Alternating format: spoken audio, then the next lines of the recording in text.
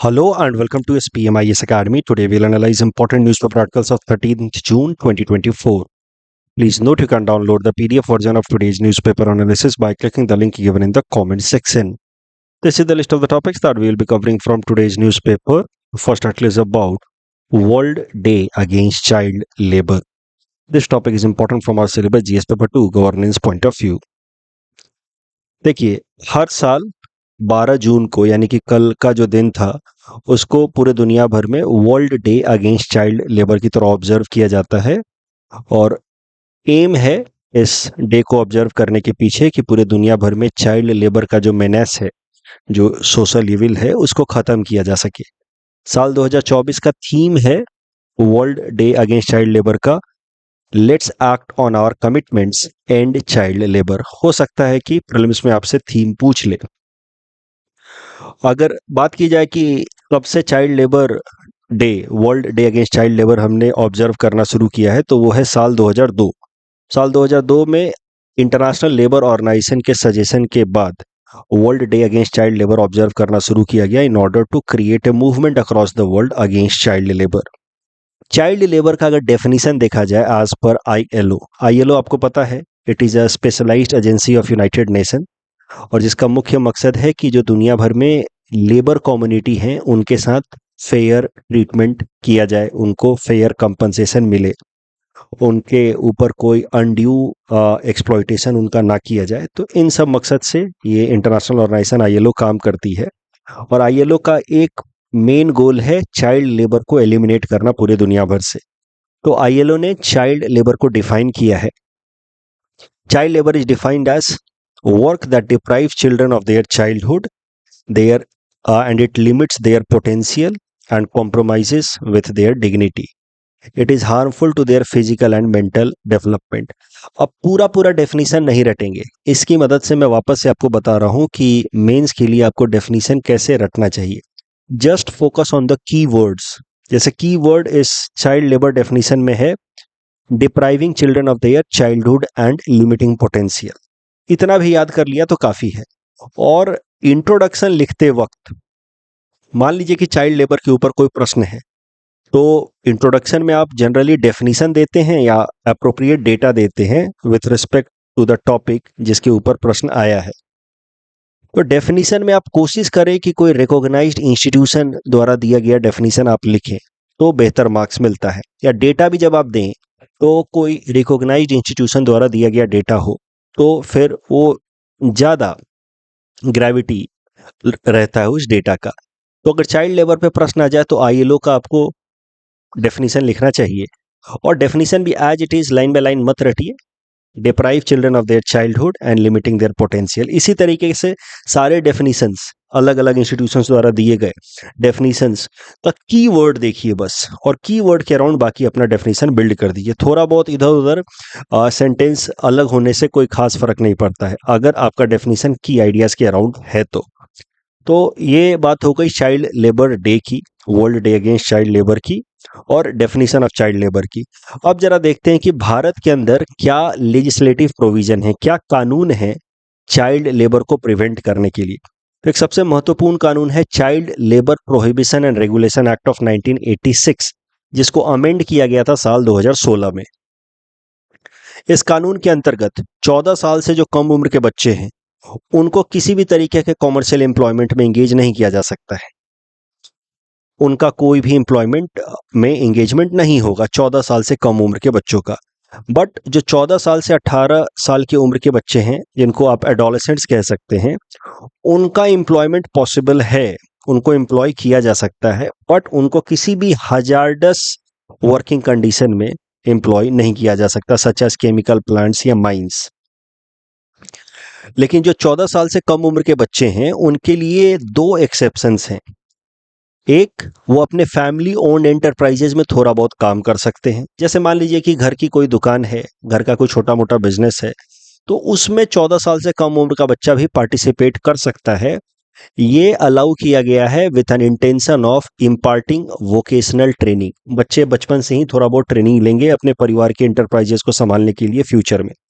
दूसरा, 14 साल से कम उम्र के बच्चे, उनको परमिट किया गया है as per this act to engage in audio visual entertainment industry. तो आप देखते हैं फिल्मों में, टीवी सीरीज में छोटे छोटे बच्चे भी काम करते हैं, but that is not considered as violation of child labour prohibition and regulation Act of 1986, क्योंकि वहां पे ये दो एक्सेप्शंस दिए गए हैं। 14 साल से कम उम्र के बच्चों के लिए भी फैमिली इंटरप्राइजेज में काम कर सकते हैं, इंटरटेनमेंट इंडस्ट्री में काम कर सकते हैं, but only after school hours, school hours के बाद ही। पनिशमेंट के प्रोविजंस भी हैं इस कानून के अंतर्गत। अगर कोई भी वॉयलेटर पाया जाता है, जो मान लीजिए कि चाइल्ड लेबर एम्प्लॉय कर रहा है, 14 साल से कम उम्र के बच्चे को अपने यहाँ जॉब पे रखा है, या 14 से 18 साल के बीच के उम्र के एडोलेसेंट्स को किसी हजार्डस केमिकल प्लांट में इंगेज कर रहा है, तो उस वॉयलेटर को 2 साल की सजा, 50,000 रुपए का फाइन या दोनों एक साथ लगाया जा सकता है। जहां तक 14 से 18 साल की उम्र के एडोलेसेंट्स की बात है, उनके लिए कौन कौन सी इंडस्ट्रीज हजार्डस इंडस्ट्रीज कही जाएंगी जहां उनका एम्प्लॉयमेंट नहीं किया जा सकता, उनको भी डिफाइन किया गया है under this act. And there are total 65 industries that have been recognised as hazardous under this act, child labour prohibition and regulation act. तो सीधा सीधा ध्यान रखें, बच्चों की दो कैटेगरी है, 14 साल से कम उम्र के बच्चे, 14 से 18 साल के बच्चे। चाइल्ड लेबर की अगर बात की जाए तो 14 साल से कम उम्र के बच्चों का कोई भी एम्प्लॉयमेंट नहीं हो सकता except in family enterprises and entertainment industry, and that too after school hours. 14 से 18 साल की उम्र के बच्चों का एम्प्लॉयमेंट हो सकता है, बट हजार्डस इंडस्ट्री में नहीं, और 65 हजार्डस इंडस्ट्रीज आइडेंटिफाई की गई हैं फॉर दिस पर्पस। अब ये जो कानून है, इसका काफी सारा क्रिटिसिज्म भी होता है। सबसे बड़ा क्रिटिसिज्म तो है कि there is enough scope for misuse. ये जो प्रोविजन है कि फैमिली ओन्ड एंटरप्राइजेज में बच्चों को एम्प्लॉय किया जा सकता है, इसका बहुत मिसयूज होता है। किसी भी ढाबे पे आप चले जाएं, वहां पे आप किसी बच्चे को काम करते हुए देखेंगे, आप उसको बुला करके पूछेंगे कि बच्चे आप यहाँ क्यों काम कर रहे हैं, तो वो बोलेगा मेरे चाचा जी की दुकान है, मेरे मामा जी की दुकान है। ये बच्चे को रटा दिया जाता है कि कोई भी पूछे तो यही कहना कि मेरे मामा की दुकान है, मेरी ही दुकान है, मतलब चाचा की दुकान है, ताकि उसको प्रूव किया जा सके कि ये फैमिली इंटरप्राइजेज में काम कर रहा है। तो ये जो प्रोविजन है कि 14 साल से कम उम्र के बच्चे फैमिली इंटरप्राइजेज में काम कर सकते हैं, उसका काफी मिसयूज होता है। इनफ स्कोप प्रोवाइड किया गया है चाइल्ड लेबर को एम्प्लॉय करने के लिए। ये पहला क्रिटिसिज्म है इस चाइल्ड लेबर एक्ट का। दूसरा है सेग्रीगेशन ऑफ चिल्ड्रन। ये जो सेग्रीगेशन है 14 साल से कम उम्र के बच्चों का और 14 से 18 साल की उम्र के बच्चों का, ये सेग्रीगेशन अनसाइंटिफिक है। चाइल्ड लेबर को पूरी तरीके से बैन किया जाना चाहिए, और चिल्ड्रन का डेफिनेशन ज्यादातर कानून में, जैसे कि हमारे देश में ही जुवेनाइल जस्टिस एक्ट की बात कर ली जाए या पॉक्सो एक्ट की कल हमने चर्चा की न्यूज़पेपर एनालिसिस में, तो सारे कानून में तो चिल्ड्रन की एज 18 ईयर से कम को चिल्ड्रन बोला गया है। तो why this law segregates children between two categories, 14 years और below and 14 to 18 years. So इस तरीके से ये जो सेग्रीगेशन है, it does not completely ban child labour in the country. उसके अलावा there is not enough provision for rehabilitation. देखिए, child labour is a social reality in India. इस बात को अच्छे से समझ लीजिए, ऐसे राइटिंग में भी काम आएगा। हमारे देश के अंदर इतनी गरीबी है और लोगों के पास अपॉर्चुनिटी इतनी कम है, कई सारे ऐसे परिवार हैं जहां बूढ़े माँ बाप हैं, अब वहां पे बच्चों को काम करने के अलावा कोई ऑप्शन है ही नहीं। तो this is a social reality. और चाइल्ड लेबर का प्रॉब्लम तब तक खत्म नहीं होगा जब तक बच्चों के लिए कोई दूसरा रिहैबिलिटेशन मैकेनिज्म, उनको उससे निकाल करके कोई दूसरे वोकेशनल ट्रेनिंग में लगा दिया जाए, जहां पे कुछ ऐसा प्रोविजन हो कि they can earn while they learn. ऐसे कुछ चीजें की जाएंगी तभी जाकर के चाइल्ड लेबर का प्रॉब्लम खत्म होगा, अदरवाइज इट विल नॉट। तो there is a need of proper rehabilitation of children who are engaged in child labour, because child labour is a social reality because of extreme poverty in the country. और overall सबसे बड़ा criticism है कि ये कानून अभी तक तो इनइफेक्टिव साबित हुआ है। भारत के अंदर 1 करोड़ से भी ज्यादा बच्चे जो हैं वो चाइल्ड लेबर में एम्प्लॉय हो रहे हैं, 5 से 14 साल की उम्र के बच्चे। तो एक बात तो तय है कि डेटा सजेस्ट कि the law has been ineffective और टूथलेस सो फार। चलिए कुछ और भी चीजें देख लेते हैं। Other initiatives taken by the government in order to curb the problem of child labour. Juvenile Justice Care and Protection of Children Act ये भी कुछ दिनों पहले हमने देखा था, जिसमें बच्चों को दो कैटेगरी में बांटा गया है। वन, दो children who are in need of protection of law and those who are in conflict with law. याद अगर आपको आ रहा हो तो आपको याद ये भी आ रहा होगा कि दो children who are in conflict with law मतलब कोई क्राइम कर बैठे अगर, तो उस तरह के बच्चों में कैटेगराइजेशन किया गया है। 16 साल से कम उम्र के बच्चे और 16 से 18 साल की उम्र के बच्चे। 16 से 18 साल की उम्र के बच्चे अगर हीनस कोई क्राइम करते हैं तो फिर जुवेनाइल जस्टिस बोर्ड फैसला करेगा कि इनको एडल्ट की तरह ट्रीट किया जाना है या फिर एक चाइल्ड की तरह ट्रीट किया जाना है। ये juvenile Justice Care and Protection of Children act 2015 वाला मैंने कराया था, जब पुणे के अंदर एक कार क्रैश केस मैंने न्यूज़पेपर एनालिसिस में कवर कराया था लगभग 1 या 2 वीक पहले। तो वहां पे juvenile Justice Care and Protection of Children act में दो तरह की कैटेगरी के बच्चों की बात की गई है, those who are in conflict with law and those who need protection of law. तो जो दूसरा कैटेगरी है children who need protection of law, उसमें चाइल्ड लेबर में जो इंगेज्ड बच्चे हैं उनके भी रिहैबिलिटेशन की बात की गई है कि उनको वहां से रेस्क्यू किया जाएगा और फिर उनको प्रॉपर एजुकेशन फैसिलिटी या न्यूट्रिशन की फैसिलिटीज दी जाएंगी। वो बात अलग है कि इसके लिए कोई कंक्रीट प्लान है होता नहीं है, बट एटलीस्ट थ्योरी में juvenile Justice Care and Protection of Children act में जो बच्चे चाइल्ड लेबर में एंगेज्ड हैं उनको रेस्क्यू करने की बात की गई है।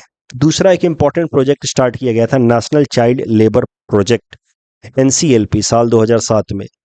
It aims at rescuing children from child labour and enrolling them in NCLP, national Child Labour project special training centres. तो इसके अंतर्गत कई सारे डिस्ट्रिक्ट्स में national Child Labour project special training centres खोले गए हैं जहां बच्चों को रेस्क्यू करके रखा जाता है और वहां पे फिर वोकेशनल ट्रेनिंग दी जाती है और इंश्योर कराया जाता है कि they earn while they learn. तो ऐसे कुछ प्रोविजंस हैं रिहैबिलिटेशन के, but they are not enough. National Child Labour Project में रिहैबिलिटेशन के प्रोविजंस हैं बट वो काफी नहीं है। आर्टिकल 21 जो राइट टू एजुकेशन को अब एक फंडामेंटल राइट बना देता है और फिर उसको इंप्लीमेंट करने के लिए right to Education Act 2009 which makes free and compulsory education to children between 6 to 14 years of age as a fundamental right। तो बच्चे अगर स्कूल जाएंगे तो फिर चाइल्ड लेबर में एम्प्लॉय नहीं होंगे। इस उम्मीद से ये आर्टिकल 21 इंसर्ट किया गया हमारे संविधान में as a result of 86th amendment act. उसके अलावा article 51A which makes a fundamental duty of every guardian to provide opportunity to their children or ward to go to school between age of 6 to 14 years। तो इस तरीके से भी child labour को address करने की कोशिश की जा रही है, जहां पे हर एक गार्जियन की अब जिम्मेदारी होगी, फंडामेंटल ड्यूटी होगी कि 6 से 14 साल की उम्र के बच्चों को वो स्कूल भेजें। फिर मिड डे मील स्कीम है जिसको अब रिस्ट्रक्चर करके नाम दे दिया गया है PM पोषण स्कीम। इसके अंतर्गत भी जो बच्चों को हॉट कुक्ड मील प्रोवाइड किया जाता है स्कूल जाने वाले बच्चों को। तो ये भी एक तरीका है बच्चों को इनकरेज करने का कि वो स्कूल आए और चाइल्ड लेबर में एंगेज ना हो। तो ये सब प्रोग्राम्स कहे जा सकते हैं in order to curb child labour problem in the country. फिर एक पेंसिल पोर्टल है, पेंसिल पोर्टल 2017 में स्टार्ट किया भारत सरकार ने। इसका पूरा नाम है Platform for Effective Enforcement of No Child Labour. भले पूरा नाम याद ना आ पाए बट याद कर लो pencil portal. It's an electronic platform जहां पे civil societies and government bodies एक साथ मिल करके काम करती हैं ताकि चाइल्ड लेबर के प्रॉब्लम को रिड्यूस किया जा सके। तो आप और हम भी पेंसिल पोर्टल पे जा करके कंप्लेन रजिस्टर कर सकते हैं अगर आप अपने आसपास में चाइल्ड लेबर होता हुआ देखें तो इस पर्पज से पेंसिल पोर्टल लॉन्च किया गया है।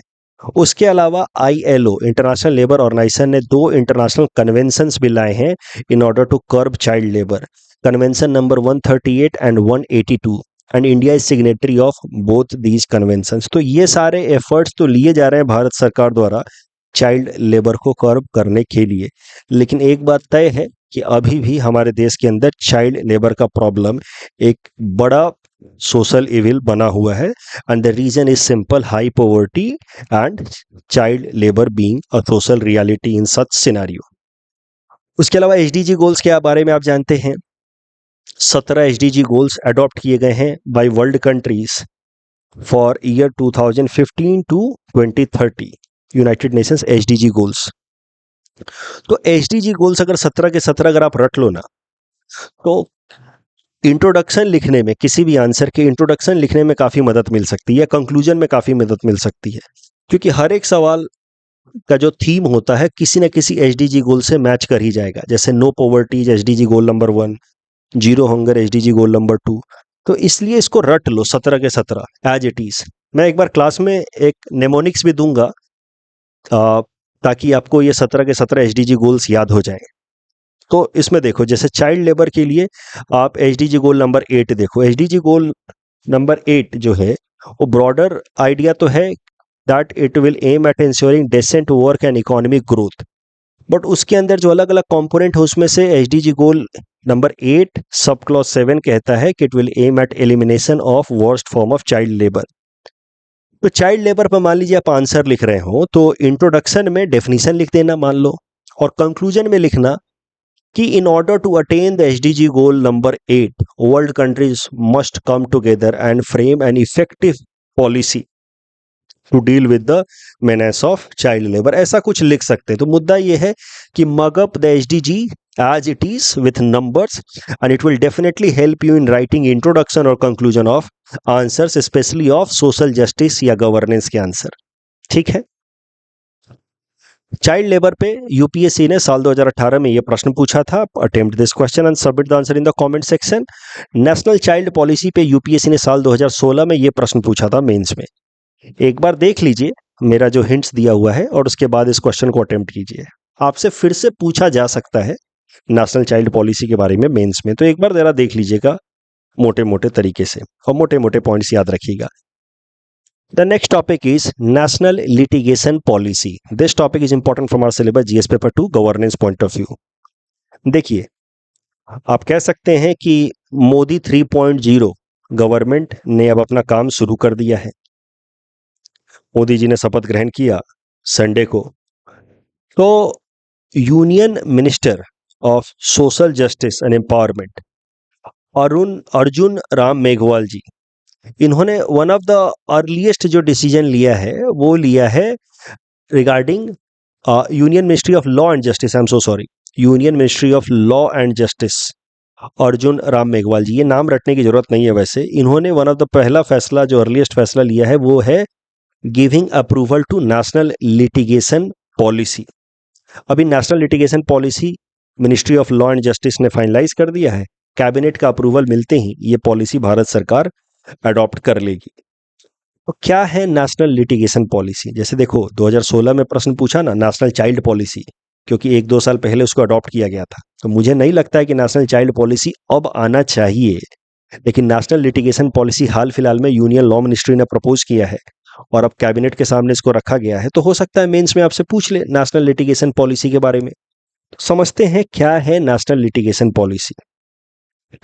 देखिए, लिटिगेशन मतलब सरल भाषा में कहें तो कोर्ट कचहरी के केसेस, और ज्यादातर जो कोर्ट कचहरी के केसेस हैं उसमें एक पार्टी सरकार रहती है।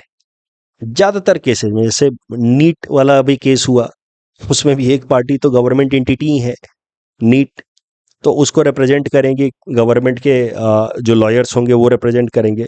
तो मुद्दा ये है कि ज्यादातर जो पेंडिंग केसेस हैं कोर्ट्स में, उसमें एक जो लिटिगेंट होता है, एक पार्टी होती है, वो होती है सरकार। लगभग 5 करोड़ केसेस पेंडिंग हैं हमारे देश के कोर्ट्स के अंदर, अलग अलग लेवल पे, डिस्ट्रिक्ट लेवल पे, हाई कोर्ट लेवल पे या सुप्रीम कोर्ट में।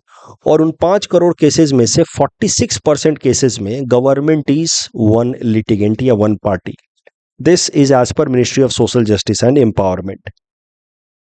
और अगर सुप्रीम कोर्ट के अंदर केसेस की बात की जाए तो 73% केसेस में गवर्नमेंट इज ए लिटिगेंट।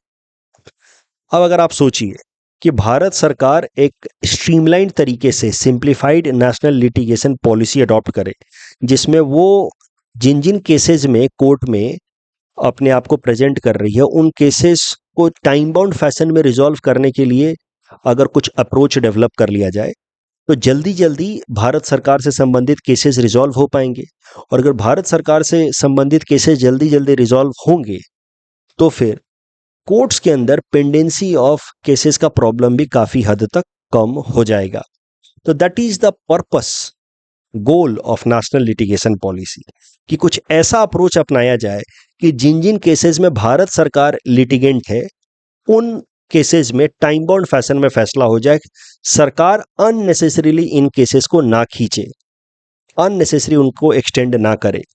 तो द पर्पस या aim of national litigation policy to reduce the burden of pending cases on the courts in which government is a party.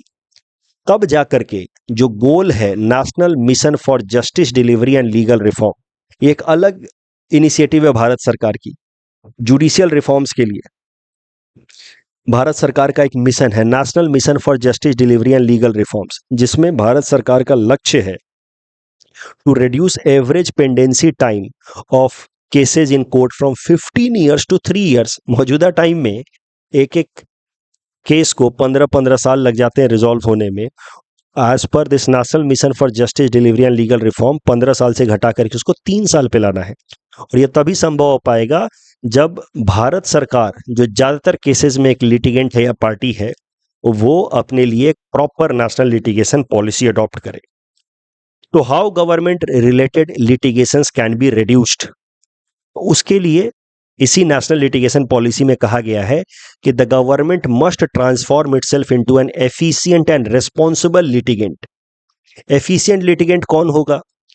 जो इंश्योर करे कि good cases are won in time bound fashion and bad cases are not unnecessarily pursued. Bad cases वो होते हैं जिसमें सरकार को भी पता होता है कि यहाँ पे हम गलत हैं, बट फिर भी जबरदस्ती उस केस को खींचते हैं, तो उस तरह के केसेस को अब परस्यू नहीं किया जाएगा। और गुड केसेस को उसमें जल्दी से जल्दी डिसीजन लाने के लिए क्रेडिबल आर्ग्यूमेंट्स रखे जाएंगे, क्रेडिबल एविडेंसेस रखे जाएंगे। तो गुड केसेस को जल्दी से जल्दी जीता जाए और बैड केसेस को अननेसेसरीली परस्यू ना किया जाए। उसके अलावा लिटिगेशंस को प्रायोरिटाइज किया जाए। जो लिटिगेशंस सोशल वेलफेयर के लिए, वीकर सेक्शन के लिए इंपॉर्टेंट है, उनको पहले डील किया जाए, जो उतने इंपॉर्टेंट नहीं उनको बाद में डील किया जाए। इस तरीके से एफिशिएंट लिटिगेंट बनना चाहेगी भारत सरकार as per national litigation policy. और रिस्पॉन्सिबल लिटिगेंट का मतलब है कि फॉल्स प्ली अननेसेसरीली प्रमोट नहीं करेंगे, झूठे केसेस अननेसेसरीली नहीं करेंगे, उसको डिस्करेज किया जाए। Ensure that the correct facts and relevant documents are only placed in the court, and government to manage and conduct litigation in cohesive, coordinated and time bound manner।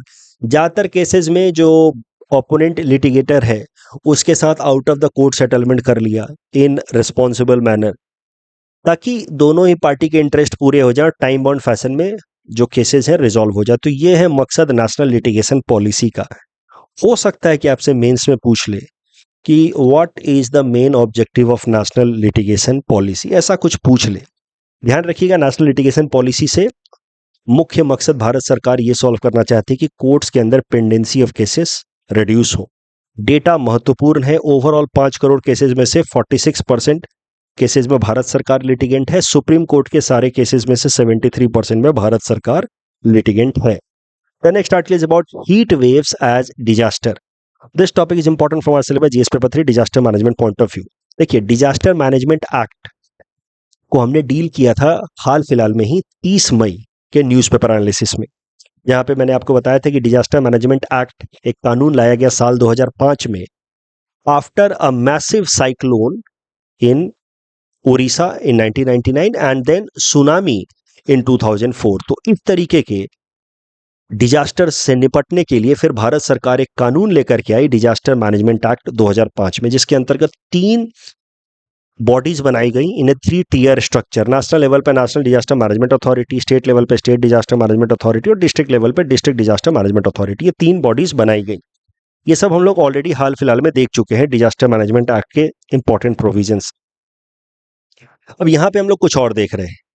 आज का जो article है वो कुछ और चर्चा कर रहा है कि डिजास्टर मैनेजमेंट एक्ट के अंतर्गत अभी 12 तरह के डिजास्टर्स को आइडेंटिफाई किया गया है, जिनके होने पे फिर डिजास्टर मैनेजमेंट रिस्पांस फंड से पैसा निकाल करके उनके अगेंस्ट एक्शन लिया जा सकता है। तो 12 कैटेगरी के disasters which are currently notified under disaster management act are cyclone, drought, earthquake, fire, flood, tsunami, hailstorm, landslide, avalanche, cloud burst, pest attack and frost and cold waves. ये 12 तरह के categories हैं डिजास्टर के, जिनको अभी identify किया गया under disaster management act. हाल फिलहाल में हम लोग इसके बारे में चर्चा इसलिए कर रहे हैं क्योंकि देश में अभी कई सारे जगहों पे हीट वेव्स की प्रॉब्लम देखी जा रही है, कई सारे लोगों की जानें भी जा रही हैं बिकॉज ऑफ हीट वेव्स। तो अब डिमांड चल रही है कि हीट वेव्स को भी डिजास्टर मैनेजमेंट एक्ट के अंतर्गत एक नोटिफाइड डिजास्टर डिक्लेयर कर दिया जाए। इस बात का आपको ध्यान रखना है कि डिजास्टर मैनेजमेंट एक्ट के अंतर्गत ये जो 12 के 12 कैटेगरीज ऑफ डिजास्टर हैं, ये नॉर्मली तो नेचुरल डिजास्टर्स हैं, बट मैन मेड डिजास्टर्स भी इंक्लूड किए जा सकते हैं। जैसे terror attack, chemical biological disasters include किए जा सकते हैं अगर सरकार नोटिफाई करके उनको इस डिजास्टर मैनेजमेंट एक्ट के अंतर्गत डाल दे तो ऐसा कुछ नियम नहीं है कि only natural disasters will be notified under disaster management act. Even man made disasters can be notified under disaster management act.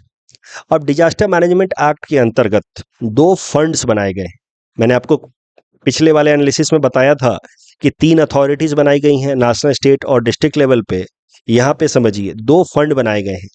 National level पे बनाया गया national disaster response fund NDRF, जिसका 100% पैसे का कंट्रीब्यूशन आता है भारत सरकार की तरफ से, and it is part of public account of government of India. आप पढ़ते होंगे भारत सरकार के 3 फंड्स पॉलिटी में तो पढ़ते ही हैं, consolidated fund of India, public accounts and contingency fund.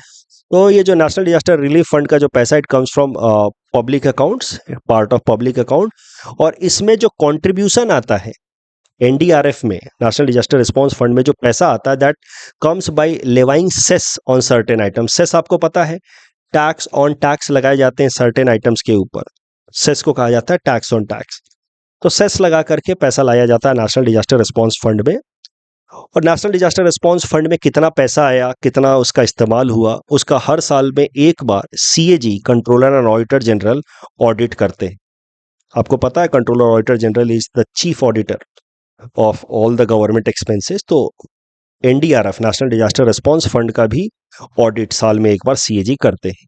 ये तो हो गया नेशनल डिजास्टर रिस्पांस फंड, जो पहला फंड बनाया गया अंडर डिजास्टर मैनेजमेंट एक्ट। दूसरा फंड डिजास्टर मैनेजमेंट एक्ट के अंतर्गत बनाया गया state disaster response fund SDRF. इसके अंतर्गत स्टेट गवर्नमेंट्स 25% पैसा कंट्रीब्यूट करती हैं, लेकिन अगर स्पेशल कैटेगरी स्टेट्स हैं, मैंने हाल फिलहाल में आप डिस्कस किया था concept of special category state, जहां मैंने आपको बताया कि बिहार और आंध्र प्रदेश अब स्पेशल कैटेगरी स्टेटस डिमांड कर रहे हैं।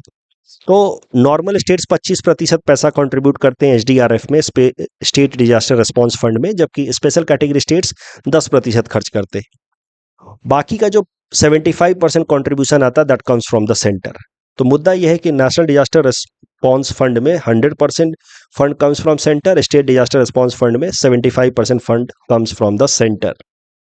इन फंड्स का इस्तेमाल कैसे होता है? तो जब भी कोई डिजास्टर होगा तो उस केस में अगर ये 12 के 12 डिजास्टर्स में से कोई भी एक आता है कहीं पे भी, जैसे मान लीजिए उड़ीसा में आ गया साइक्लोन, तो उस केस में disaster management act will be invoked कि साइक्लोन आया है which is a recognised disaster under this disaster management act.